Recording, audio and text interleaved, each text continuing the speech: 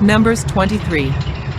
Balaam said, "Build me 7 altars here, and prepare 7 bulls and 7 rams for me." Balak did as Balaam said, and the 2 of them offered a bull and a ram on each altar. Then Balaam said to Balak, "Stay here beside your offering while I go aside. Perhaps the Lord will come to meet with me. Whatever he reveals to me, I will tell you." Then he went off to a barren height. God met with him, and Balaam said, "I have prepared 7 altars, and on each altar I have offered a bull and a ram." The Lord put a word in Balaam's mouth and said, "Go back to Balak and give him this word." So he went back to him and found him standing beside his offering, with all the Moabite officials. Then Balaam spoke his message. "Balak brought me from Aram, the king of Moab from the eastern mountains. Come," he said, "curse Jacob for me. Come, denounce Israel." "How can I curse those whom God has not cursed? How can I denounce those whom the Lord has not denounced? From the rocky peaks I see them. From the heights I view them. I see a people who live apart and do not consider themselves one of the nations. Who can count the dust of Jacob, or number even a fourth of Israel?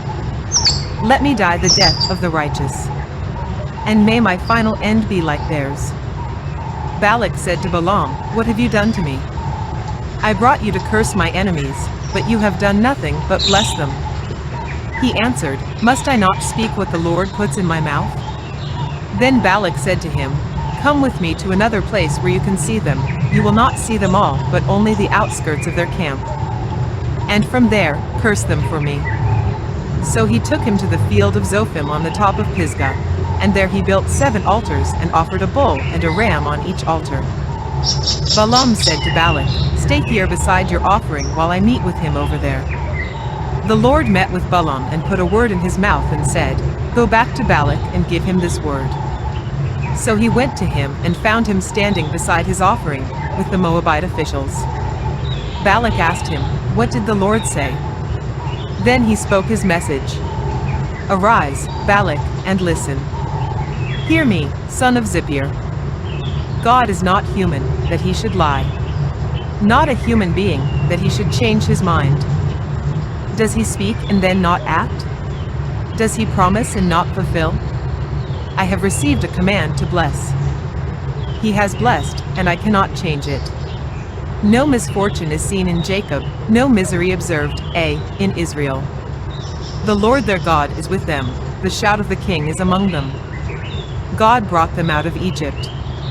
They have the strength of a wild ox. There is no divination against thee, Jacob. No evil omens against Israel. It will now be said of Jacob and of Israel, see what God has done. The people rise like a lioness.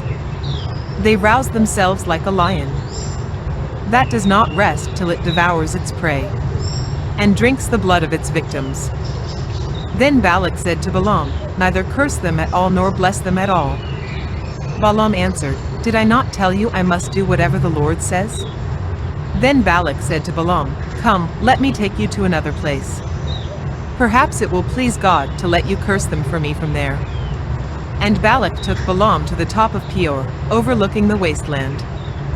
Balaam said, "Build me 7 altars here, and prepare 7 bulls and 7 rams for me."